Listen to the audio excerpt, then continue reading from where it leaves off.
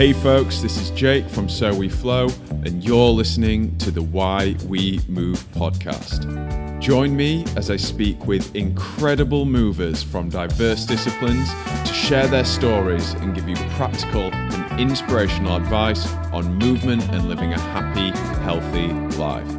Whether you're a beginner or an expert, a fanatic or casual, these conversations are for anyone passionate about movement, their minds and their bodies. Today I'm talking to the incredible Samuel Baxter. We talk about his experiences of contemporary dance training, bringing expression into your movement practice and breaking free of the confines of your discipline to form your own style. Yeah, it's been crazy. It's really nice to be back home. Have you been away? I was in Budapest for like 2 months, working on a film, and it was a bit crazy. It was with a choreographer called Anton Lackey, who's like his style of movement is like very complex, very fast. Mm-hmm. So it's a super physical project, and it was like in an old abandoned mine. So we were like underground for like 8 hours a day, doing flips, acrobatics, dance work on concrete, on like solid stone. So it was tough on the body, tough on the mind. But yeah, ultimately we captured some pretty beautiful stuff. And is that the stuff you've been posting on Instagram recently? Yeah. I managed to post some behind the scenes stuff, and I can't share as much as I'd like, obviously. Yeah, of course. But yeah, little bits I've been able to share. It just intense, like very epic in a way, very atmospheric. Yeah, for sure. Even though it was like a film, it's like a feature length. It's like 90 minutes, but there's no text. So it's completely all like feeling and dance and movement. So we have to convey this story because it is still a narrative, just purely through like expression and movement, which is really quite challenging, actually. Yeah, I can imagine. So how did you sort of get into that? How did you get approached by the choreographer for this project? So I've known him for quite a while, actually. I met him just after I graduated. A friend of mine works in his company, so we've kind of been in contact. And he just put out an audition post. This was like just after the kind of first lockdown. So of course I applied. I was like, I didn't have much work on, so I was like, yeah, that'd be great. And then the dates got pushed back, and then I didn't really hear anything from production. So I was like, oh, it's finished. And then, 2 months, about 2 weeks before I actually left to go to Budapest, I hadn't heard from them in maybe about 8 months. And I get this email that says like, oh, the production manager couldn't speak English, so he hasn't been emailing you. You've got the project. It's still happening. You're going to fly to Budapest in 2 weeks. I was like, right, okay. And this is like 6 months later after the application. So it was really like quite a last minute thing. And honestly, I didn't expect to get it. It's like a Slovakian Hungarian production, so they used a lot of like Slovakian Hungarian dancers. I was the only English dancer there. Well, yeah, it was a dope experience. It's amazing, man. Honestly, I mean, I don't want to just toot your horn, but like your movement practice is one of the most amazing things I've ever seen, honestly. Thank you, I really appreciate it. When Harvey introduced me to you, like we were talking, obviously I mentioned this video project that we're going to be working on, and we'll be shooting with you on the 2nd of November. And when me and Harvey were like spitballing people to sort of contact about this project at the start, he straight away was like, oh, you've got to check out this guy. And when I saw it, I was just like absolutely blown away, because obviously I'm exposed to so much movement through what I do. And people all seem to have, obviously people are within their own disciplines, and I'd kind of never seen someone like traverse all these disciplines in such a fluid way. And I'm just absolutely keen to find out how you got movement, and how did it all happen? I mean, first of all, thank you, and thanks to Harvey. How did it all happen? I was actually thinking about this like before we had this conversation, and I don't know what it was. I think for me, like movement was very much like a part of like growing up. Not specifically dance. It was like my parents were quite active, always into sports. It was like climbing, venturing out in nature, climbing trees.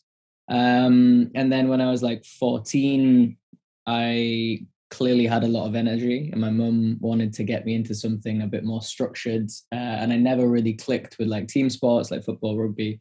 But my cousin took dance lessons.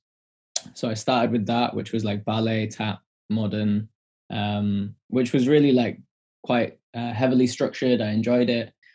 But at the same time, a friend of mine, we just discovered like parkour videos on YouTube, like Sebastian Foucault, like the origins of like parkour. And we like, just immediately clicked with that. He had like a trampoline in his back garden. We spent hours trying to teach ourselves how to backflip. And then I was kind of messing around in a skate park with a friend of mine, trying to do a side flip off of a half pipe. And a guy just approached my mum and me and said, like, you know, he's obviously interested in kind of gymnastic movement. I train at a gymnastics gym. It's quite open and free, and it's, you know, a lot of young lads go there and it's good. You should come along. So as I was getting this dance training at school and through classes, I also had this like movement training and like tricking and gymnastics and parkour kind of happening side by side. But I never really put the two together. I kept the dance really quite separate at school. Didn't really tell my friends about it. Wasn't super proud of it. And then the more kind of acrobatic stuff, I was, you know, a little bit of a show off. So that was kind of a bit more prominent. And that kind of kept happening. They kept journeying until I was about 15, 16. I started to do my A levels. And then they started to kind of join together. I started to tie in a bit more of the acrobatic movement into my dancing stuff. And my dance teachers were starting to push me into more like professional dancing training at a conservatoire to become a professional dancer. And then at the time, like tricking was really starting to blow up. And then through tricking, I found like capoeira. And then they all started to kind of meld together. And that eventually led to me auditioning for dance schools. I originally wanted to be a photographer, but I was not so great. And you can't earn so much money off photography, or at least I thought at the time. So I made this decision to like, oh, okay, I'll try to be a dancer. But I never really took it super seriously.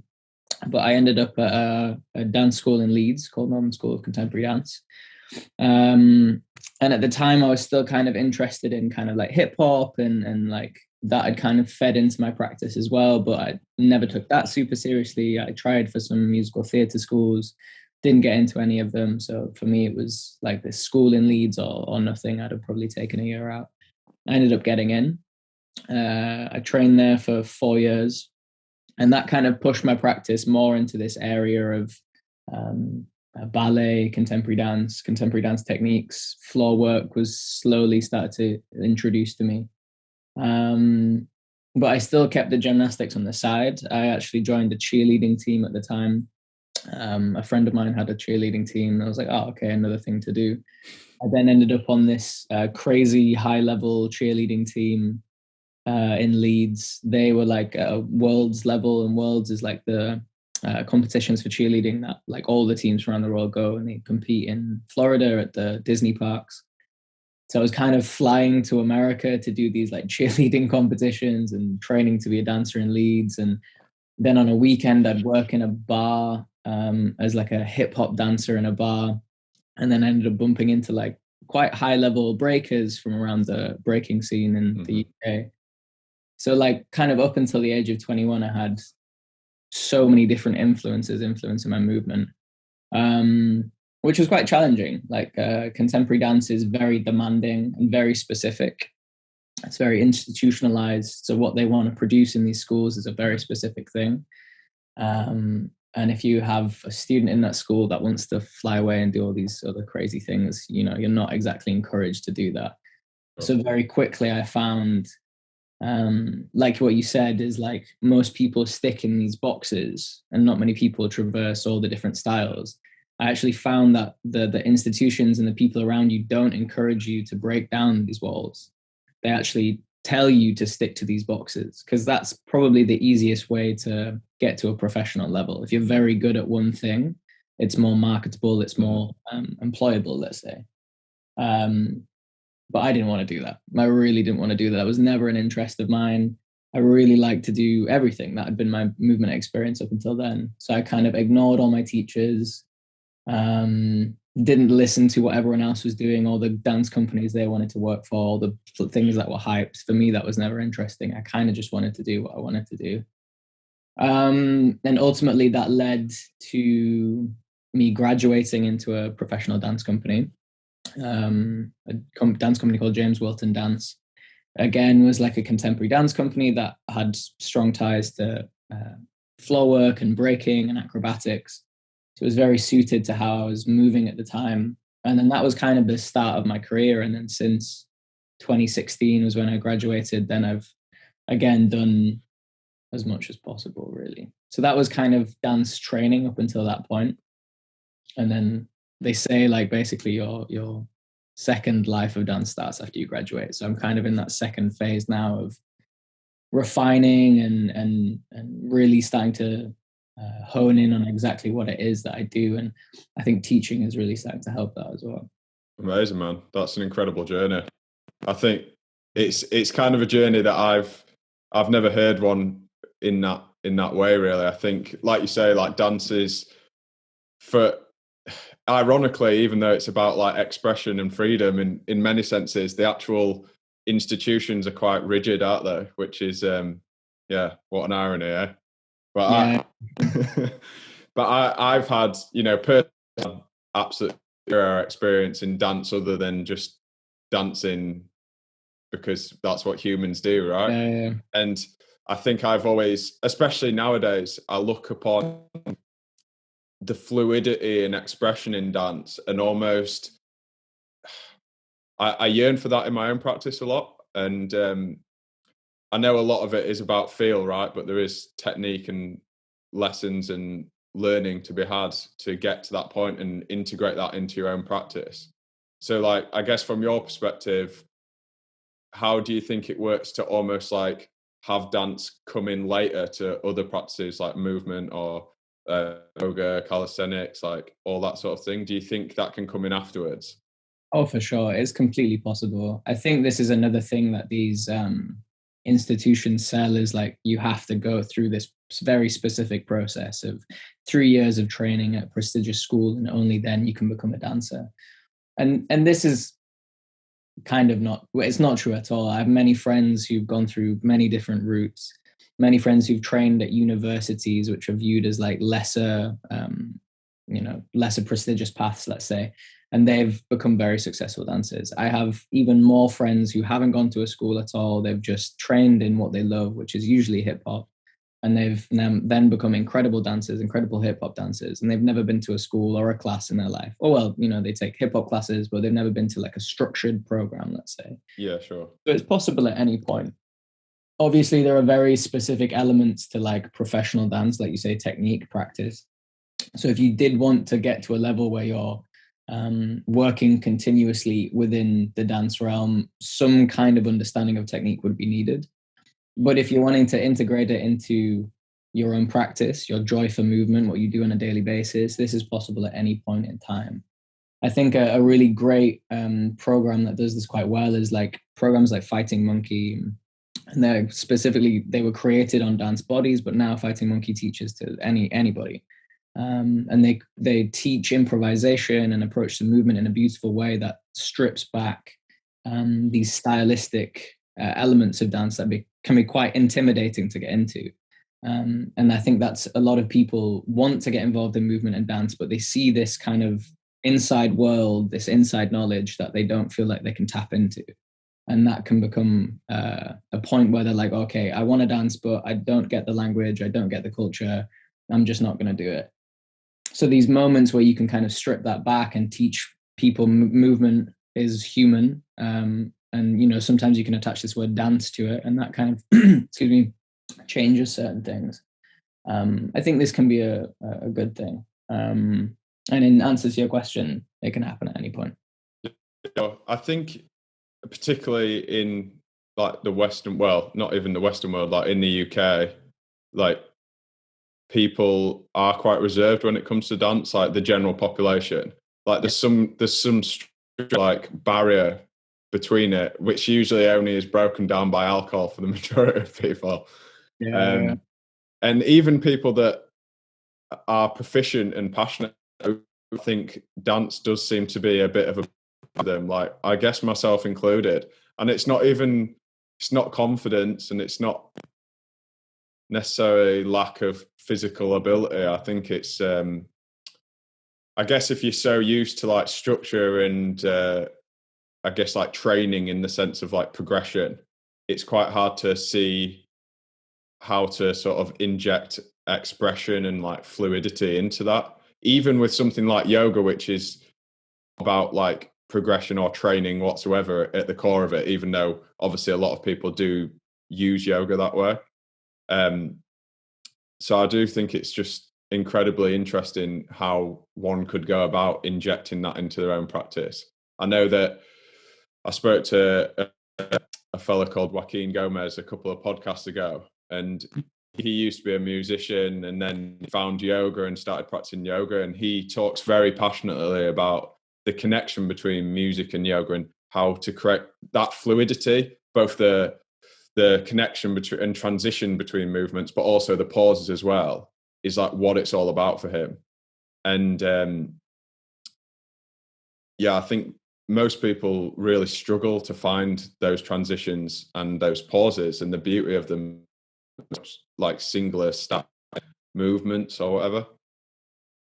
Yeah, I mean, for sure, the relationship between music and dance for me is the pinnacle of like why I do it. Like I have a deep love for music, and I think it integrates into the cultures that I'm influenced by. And I think that kind of relates to what you're saying is, if you look at other cultures where dance is an integral part of growing up, or that, you know, the household or the party, movement is second nature to them. And I think that is a thing with the Western world, is we did have a history of dancing, like partner dancing, rock and roll. But that somehow has been broken down along the way through the development of other cultures. Like you see how we went from the social clubs where we do rock and roll into more kind of illegal raving, where it is like a solo dance and you're vibing to a music. So I think culture has a big part of it. But then if you go to these African countries, if you go to these South American countries, you can see that music and dance and movement is in the children from a very young age. And specifically this connection to music and movement as well is also in the culture from a very young age. So I think it becomes a part of your sense of self. Whereas sadly I don't think in the West this is taught so much. Yeah, which I think is actually quite interesting. It also comes down to like folk dance as well. If you look at the folk dances of other countries, they're still kind of kept in the culture for a very long time. Whereas English folk dance is like nobody does that. I've never danced around a maple pole before. Like I think they do around where I live in Penzance, and there's like a lot really? of the Pagan fest things here. So I think it's pretty big here. At least a few times a year. No, really, yeah, I've been down to ends, and to be fair, it seems a lot more. Yeah, I love actually the Southwest. Does seem to have a much richer English history, let's say. But up north, like in Huddersfield and Manchester, like no way, I've never seen one. Are you from Huddersfield? Yeah, Huddersfield. That's literally where I'm from. You from Huddersfield? Yeah, I'm from Home Firth. No way. I grew up in Brighouse, like. Oh, really? Yeah. I was born in Huddersfield Royal Infirmary. No way. No way, man. That's crazy. Yeah. When you mentioned Huddersfield, then I was like, whoa, what? It is a small world, eh? Yeah, man. Absolutely tiny. I moved back. I lived in London for most of my 20s, but I did move back to Huddersfield like for a year in my late 20s, and I was living in Lindley, so not too far from Brighouse. Yeah. I haven't been back in a while. I mean, I love it, and I love the culture there. Like, I love the people. There's definitely a part of my heart that's in Yorkshire, but I think sadly for what I do, like London is just too much of a pull for me. Like, there's so much going on. But I do love going back to visit my family, and like there's a warmth there that I really, really miss when I resonate with that for sure. Definitely the warmth, and it's just a feeling of roots, isn't it? Yeah. I miss the snow as well. There's no snow down here. I mean, the weather is a little bit more miserable up north, I must say. Like, I'm don't miss that too much, but yeah. So going back to the dance thing, I'm interested in kind of moving away from the expression and the music connection for now, but I guess like the side of it, like I think it's clear to anyone that's seen what you do, like your physical capabilities are incredible. You almost seem, I don't want to say nothing you can't do, but your body does just seem to move however you want it to move. And that's both like in a mobility, like strength, flow. What do you feel's contributed to that the most? And has there been like, has it more just been through experience and just going with it, or has there been like very specific training to open your body up in those ways? Sorry about that. That was the COVID police ringing me to make sure I'm isolating. Oh, no. That's an interesting one, and I think hard to pinpoint. I think it's definitely been an influence of the techniques that I really was drawn to. And I think I've always been really high energy, so that the more explosive movements that I originally started to be introduced to through my dance journey were often the more interesting ones to me. So the jumps, the leaps, which often were more connected to acrobatics, like capoeira and tricking. Mm-hmm. So I really connected to these straight away. But there was a part of me that pushed this to a certain level. Like I was very much known as a tricky dancer in school. I'd always be the one to throw in a 540 kick into the choreography. But I think it was definitely the influence of my teachers and seeing other dancers and always encouraging this softness. I think specifically in contemporary dance, you can have this rigidity, but a big part of the movement is the flow of it, how you sew the moves together. And sadly, there aren't so many good teachers that can teach you acrobatic movement and contemporary dance. So I very much had this training of like learning flow through basic movements. And then on the side, I'd teach myself these complex acrobatics from watching like break dance videos and capoeira videos and trying to break these movements down for myself. And there's definitely a part of my training that I decided, okay, I need to make this cleaner. I need to make this more smooth. And it was really just a process of trial and error. And I think a big part of it, which I'm starting to realize now, is actually things like Instagram tools where I had to video myself and watch myself back, and understanding what I like to see myself do was this smooth quality. You can see in a video when the movement's a little bit clunky. So part of my training was kind of like I'd create sequences of movement where I try and integrate acrobatics, and I'd record myself and I'd watch them back, and I'd literally do these things over and over and over and over until I got the sequence as smooth as I could. But these were often very like short snippets, and it wasn't improvisation. It was specifically things I'd choreographed. And this was part of my practice for a very long time. But I think just after graduation, I met another dancer called Winston Reynolds.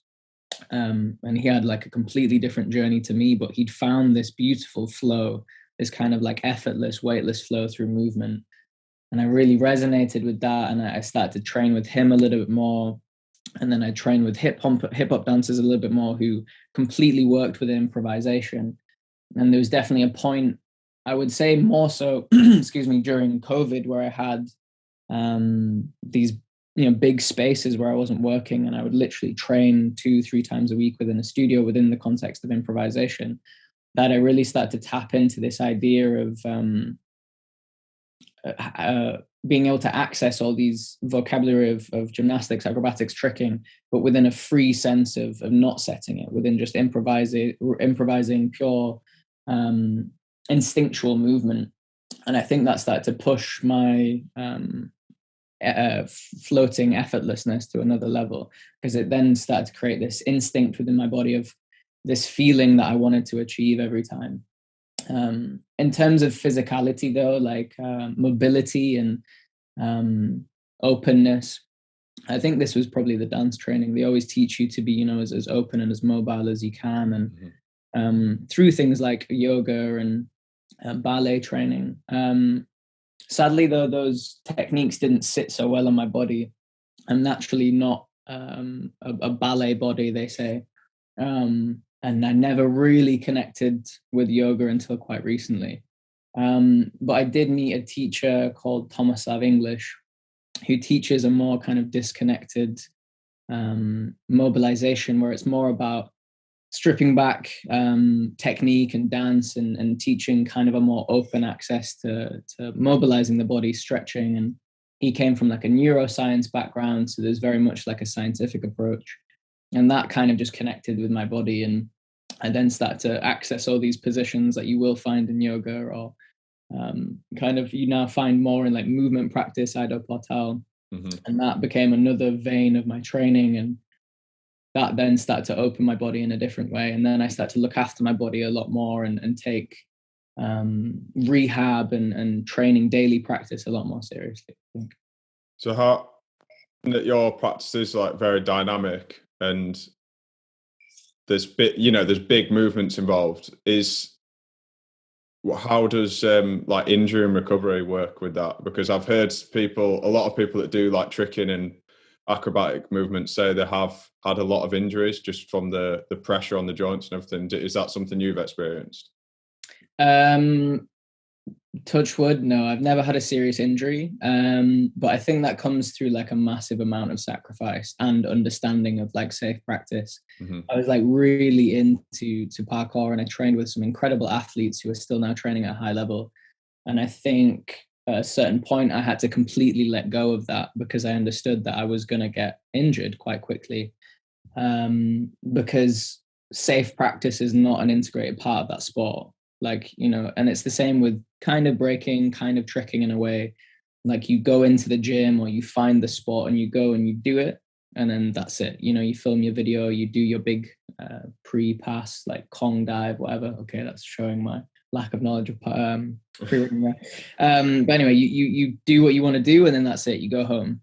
Like warm up, cool down, stretching, and not necessarily parts of these cultures yet. Very much because there's still this free expression of movement, which is beautiful, but it can be quite dangerous. And I know many trickers who have had knee surgery, ankle surgery, hip surgery, because they're seeing people online use these like massive hip openers so they can get the big like open hip movement in tricking, which is seen as quite stylistic, quite beautiful, but they're doing it in a very dangerous way, where they're opening their hips, stretching their joints to a ridiculously open manner, but they're not building the strength in the muscles to control that movement. And that just results in injury immediately. So luckily, through kind of understanding safe practice through dance training, where warm up, cool down, stretching, tying that in with kind of some knowledge I picked up from like movement training, understanding different ways to train with kind of weights and daily exercise. Luckily, I've understood my body in a certain way that's resulted in me, touch wood, still not being seriously injured. Yeah, sure. I think it's so important to understand like the journey that goes into like, say, achieving an ability, say like a really wide leg straddle. And obviously there are quick fixes that are not like the best way to go. But I think the same applies to all sorts of things, like all the things that you integrate into your dance now, like tricks, acrobatics, like work to get these components, and you've put the time in the past. They're always effortless to you, right? And I think in any kind of movement discipline, it's easy to see the finished article, like on Instagram or whatever, and you haven't seen everything that's gone into that point.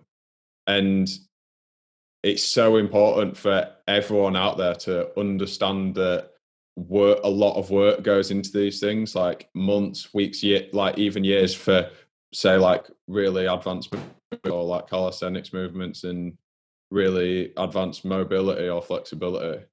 And I guess people should be not disheartened by that, but actually like liberated by it, because it shows you that everyone started from nothing, right? And with consistency and some kind of plan from A to Z or whatever, like almost anyone can get there, or at least get somewhere.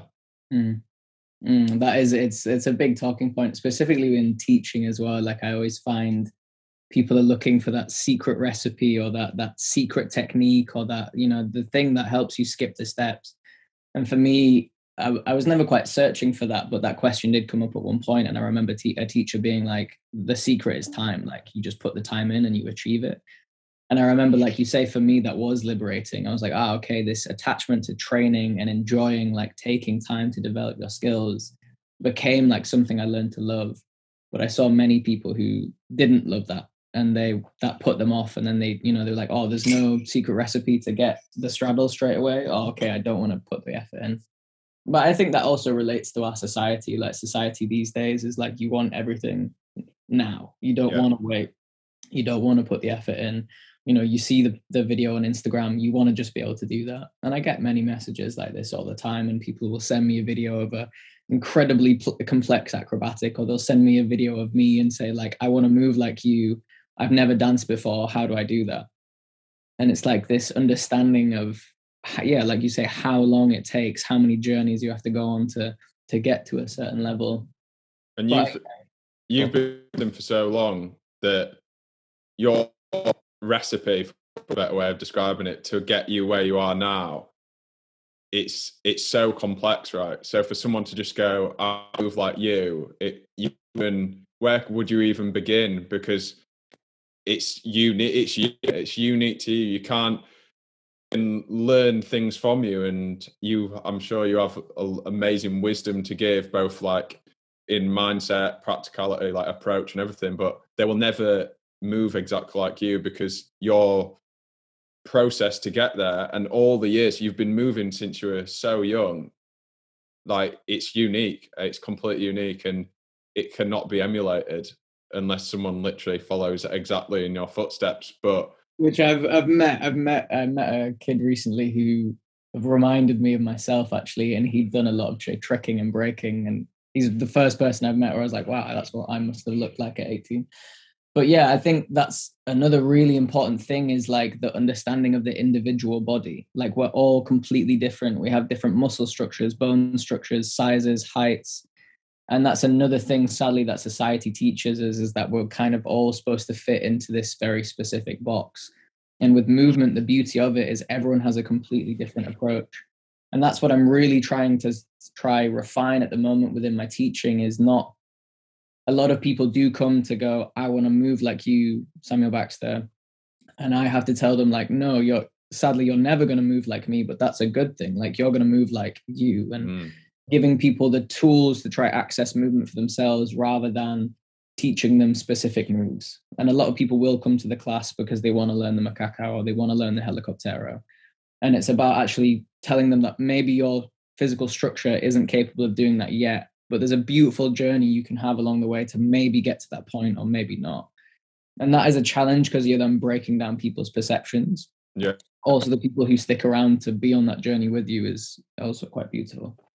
I think people's individual, like, physical structure and their genetic makeup is such an interesting topic, because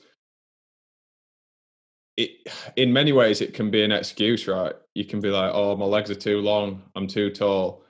But it can also be a liberation as well, in the sense that you're always going to move like you, and your journey is going to be unique, and you've got to embrace that. I do think when things are difficult, thinking that way can be a massive hindrance, because it's not actually true, because the process is going to be hard work, right? It's probably going to be long for anything that's creating change, right?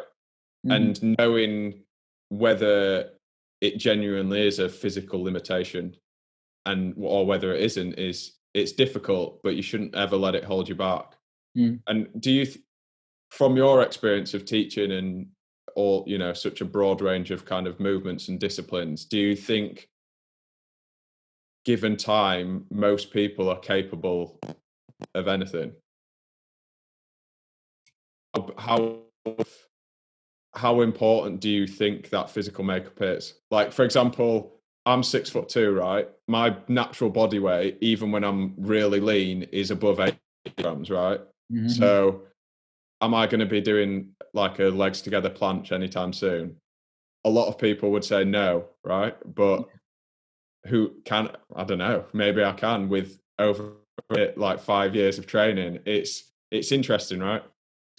I think so. I think, like, a big part of me wants to say yes, anything is possible. I think like physical makeup will make certain things a lot harder and certain things a lot easier. Let's say, like for example, I'm 5'8.5", so a lot more compact. So these more acrobatic, high velocity spins and tucks and gymnastic elements are a lot easier because my body is more compact, so I can spin a lot faster. For someone who's a lot taller, that also becomes more difficult. But then you get, specifically in sports as well, you get these anomalies. Like Steph Curry is tiny for a basketball player. Usain Bolt is super tall for a sprinter. So as much as that, there will be this, set size for whatever your discipline or dance style is, there will also be these enigmas, these people who break the rules, which I think also just encourages us to be like, everything is possible. It doesn't matter what shape or size you are. Yeah, sure. It is. It's one of those challenges of life, and I think, well, age comes into it as well, right? I think, I don't know, age is a weird one, right? But I feel like, I've got a 14-year-old son, and he is literally like, like he sits in the most amazing squat I've ever seen, and he just does it completely effortlessly, and he's like picking up all stuff around him, interacting like overhead, and it's just completely, his mobility is incredible, but his strength and his stability is basically zero. And I think older, like it moves along the spectrum, doesn't it, till when we're very like rigid and well, most people become rigid and their mobility goes, and that stability is there in a sense, even though there's like weakness in, because it's too far one way, right? And I think, what do you think about kind of acrobatic and dynamic movements as you get older, say like 30 plus? Do you think if you've never done them before, I would say from my perspective, a difficult area to enter in terms of dynamic is often feels more dangerous, like there's more fear, I would say. And do you think that's a justified fear? Oh, absolutely. I think the first thing, other than age, is fear. That's a massive, like, fear is there through evolution to keep us safe, and that will, especially with things that could potentially injure us, will be a massive factor in what our body will allow us to do.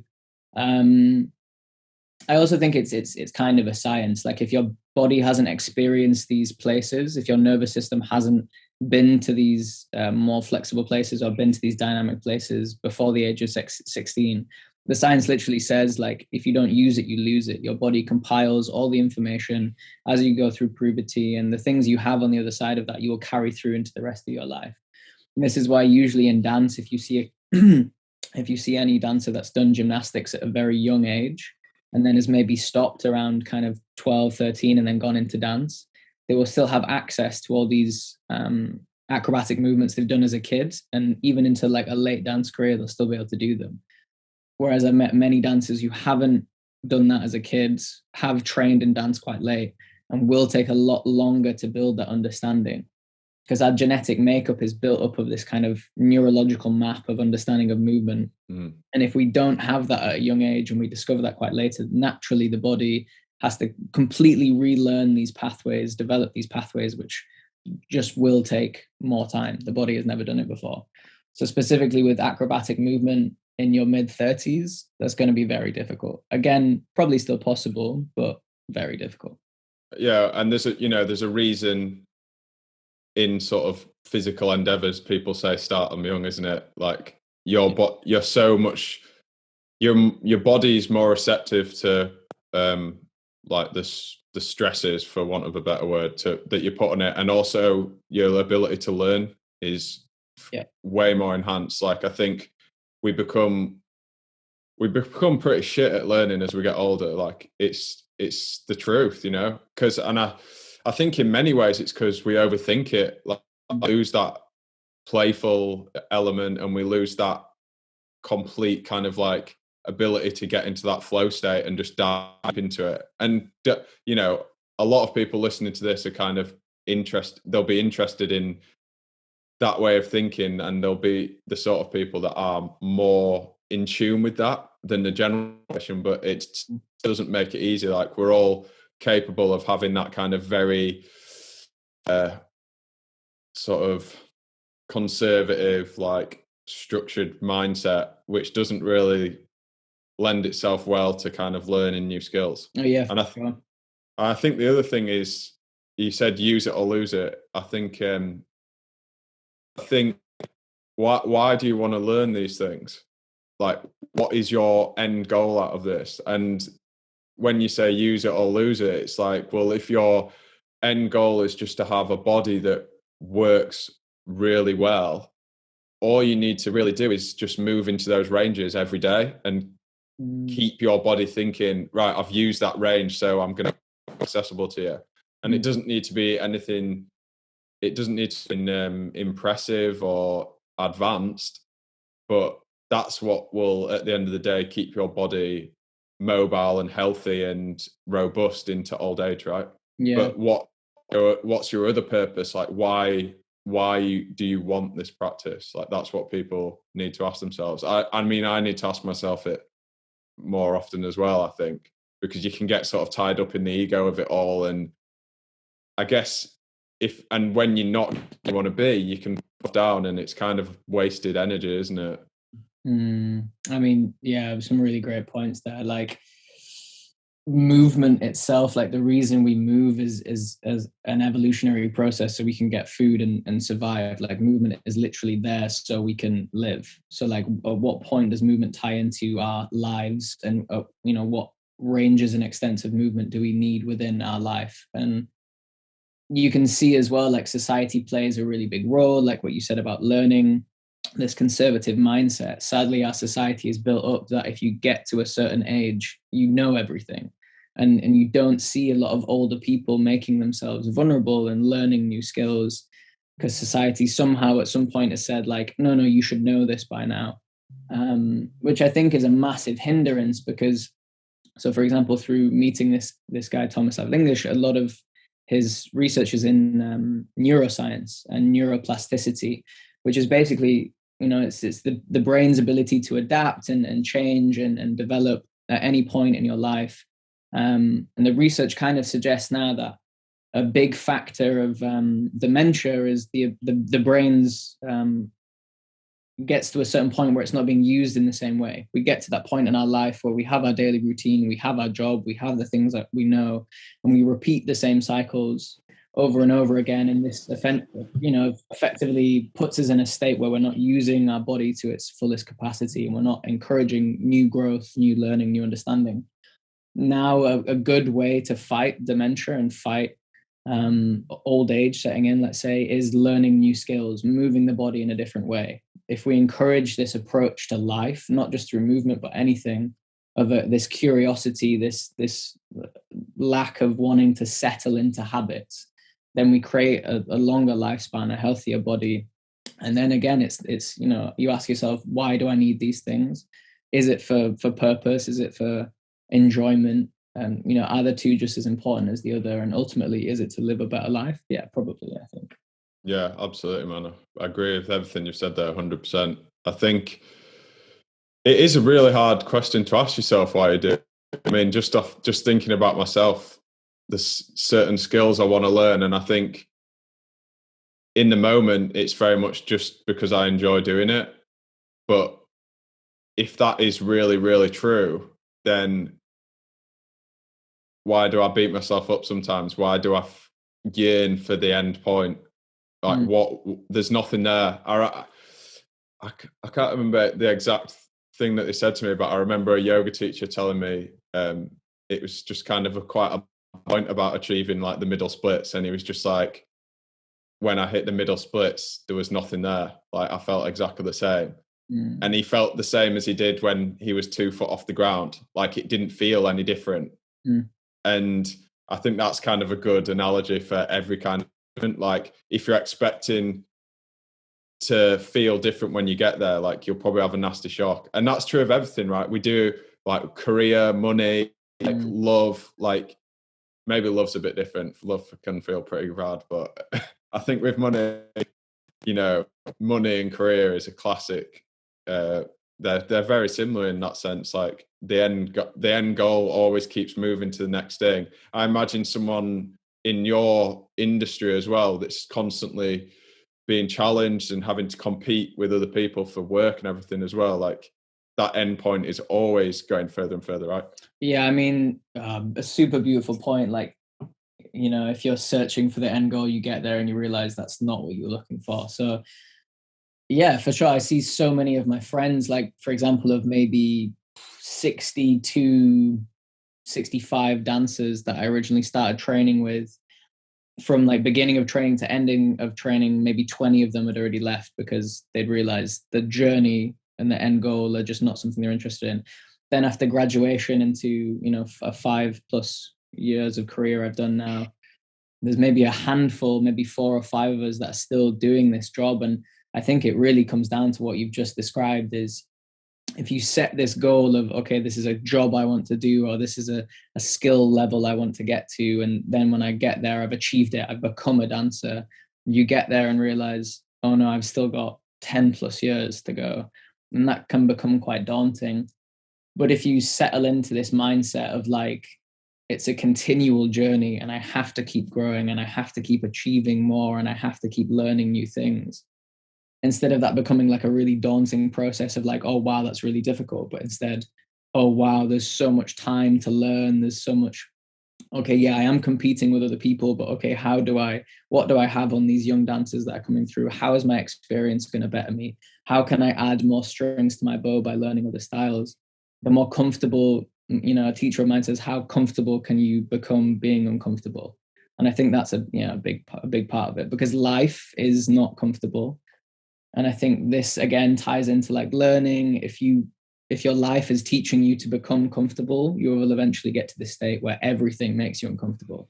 Whereas if your life and everything you do in life is getting used to just being in this uncomfortable state and enjoying it, then anything is possible, I think.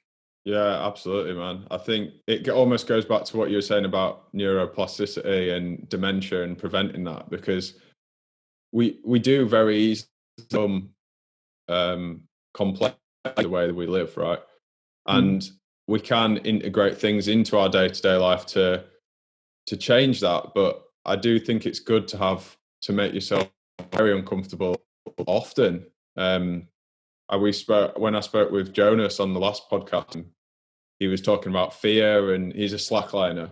He was talking about overcoming this fear, and that fear, like, he's realized how good it is for him to encounter this time in his life. And it made me realize that I don't really feel that I go into that place enough. And like you say, before you know it, you end up, days just pass and it just becomes like the same again and again. And you're not challenging that part of your brain that I guess like primarily needs that sense of like spontaneous danger in a way, even though it's not necessarily like actual risk to your life. I think we can do it in other ways. Yeah, for sure. For me, it's actually because I'm quite comfortable movement wise. I realize something that happened to me quite recently is like, I'm telling myself, I say all these things in this podcast, but again, like, you have to send it back to yourself. And I'm telling myself, I'm comfortable in the uncomfortable, I'm comfortable in the uncomfortable, because I've become so adept at movement. I haven't realized I've just become super complacent at other things in my life. And then I found myself in like an acting class where it was nothing to do with movement and everything to do with expression. And I really had this shock to the system where I was like, I thought I was going to be okay, and I really wasn't, because I hadn't put myself in this uncomfortable state for so long. I'd become I'd convinced myself that I was doing it, but I wasn't. And then when the acting teacher was giving me feedback or putting me in a scenario that I wasn't used to, I then had this feeling again. I was like, okay, I haven't been here for a while. I need to do more of this. And it's a really hard balance, because eventually at a certain point, you don't understand what uncomfortable is anymore if you're doing it so often. So then you have to search even more for these scenarios. Yeah, absolutely. I think you just need to be a beginner a lot, right? Yes. But at the same time, I mean, as good as anyone, like, it's hard to keep doing other things because there's only so much time in the day. If you do too much, you start to lose like activeness as well through diversity is great for the mind and body, but it's not for actually getting where you want to be in specific areas. So it's kind of finding that balance. And you can obviously begin it in things you're already doing, but it's easier to just dive into, but finding that balance between, yeah, like diversity and specificity is quite difficult. And even say, like, one of the things that I always do is I always have a cold shower every morning, and sometimes I try to get in the sea when I can, but even that becomes easier. Like, I remember, like, a few years ago, it's just so incredibly hard, Yeah. and now it's kind of easy because my body's become to it, and sometimes even with something like that, I can be like, oh, well, I had my cold shower today, so, like, I've pushed the boundaries. But have you really, if it was easy? Just because things are easy and difficult to different people depending on what they've experienced, right? And like you've said with your movement practice, someone might be like, oh my God, like, you can do the splits, that's incredible. And you can almost get a boost to your ego from that and think you are still going into those uncomfortable places. But for you, it's not a challenge, is it? And recognizing that, I think, is important. And it's not so we challenge ourselves 24/7, but it's a good place to when you think when you can, right? Yeah, for sure. Like self-reflection is super, super important. And then the same for me, like I got into the cold showers and the cold exposure. And then you very quickly understand the how you get into that state, how you push past those boundaries. And then again, like I told myself, like, oh, I can do it now, so it's fine. So I'll skip the shower this morning. And then for me, it's actually not about the cold shower. It's about the discipline of sticking to something every day, understanding the benefits of meditation and being like, oh yeah, that was a great meditation. But then only doing it once a week or once a month. Then the pushing the boundaries or the uncomfortable state is then actually finding that structure for yourself and sticking to it because you know it's good. And that's something I have to work on personally, is like the discipline of structure. My life is so chaotic and flowing, and jobs here and jobs there and a week off and 6 weeks on, that the thing I really actually struggle with the moment is finding that continual point every day where I have a moment of my own practice and not allowing the excuse of like life to come in. And luckily I have some really great friends around me who have that very securely in their life, and it's very inspiring, but something I haven't achieved yet, I don't think. Yeah, sure. I guess, like, the positive of living a more unpredictable is that you are exposed to that, like, sense of being uncomfortable more often than the general person that has a very, like, regimented life. So there's positives to both, right? I always hasn't really been I've done in the last few years due to, like, COVID and having a family, but I always made myself, like, go away and stay in every few months when I was just lit, because I'd get so used to, like, my warm house, like my comfy bed, like getting up and having a coffee in the morning, like, and I just had this need to, like, break that and stay in a dorm of like 16 people, just to, I guess it, like, makes you more appreciative of your routine. Yeah. And just, like, it almost, like, shatters the illusion of it, even if it's great for you in every way. I think just sometimes you need a push to make you aware of, like, the present that you're in. You need something to happen to create it. Then it takes serious skill to actually to look at it whilst you're still in it. Does that make sense? Yeah, for sure. And also a great understanding of privilege as well, like the privilege we can have to have these routines or have this security or have this safe space, and realize that, life is not like that for everyone. And to put yourselves in situations where you're experiencing other people's approach to life, other people's ability, like is also a massively humbling process. And again, that gives you a greater perspective to appreciate these things and appreciate your growth and your journey through life, and then also allows you to access and appreciate other people's approach. Like for me, like movement is something I do every day, and it can become something I take for granted, but then understanding that there are people that don't have this in their life and I can help them access that. And even though their life might be super chaotic and their routine might not be great, but if they come to a class or I share something with them, that could, take their life on a completely other journey as well. Yeah, awesome, man. So I'm going to ask you the big question. what is movement to you? What does it mean to you? What is movement to me? Yeah, like life. Movement is life. I think that's something I've always said. I mean, that's quite a cop out because that kind of is such a broad answer to a very broad question. But yeah, ultimately, it's the thing that makes me happiest, and that's not necessarily dance. That's just like movement in general, like function, using my body for what it is kind of designed to do. And that can be through artistic expression, or that can be through something as simple as climbing a wall and doing bouldering. Like there's undoubtedly a feeling, a chemical release, a desire, a happiness that I get in my body and in my system and in my brain when I use my body and I move my body. There's an uncomfortability that builds up when I am sat at my computer for 2 or 3 days doing admin. And understanding that is understanding that, you know, movement is my life. Movement is a massive part of my life. And I think luckily it doesn't really matter what kind of movement I'm doing. As long as I'm doing something, I think that makes me very happy. Beautiful. So thanks so much for joining me today, Sam. Like, I appreciate it. It's been an awesome conversation. I've really, really enjoyed it. I'm saying that from the bottom of my heart. And just for the people listening, where can people find your practice, like any of your classes, anything you want to share? Instagram is the best place for me. I don't have a website. I don't really use Facebook anymore. Predominantly just on Instagram. If I'm ever teaching, it'll be advertised on there, or any references to movement, it'll be in my videos.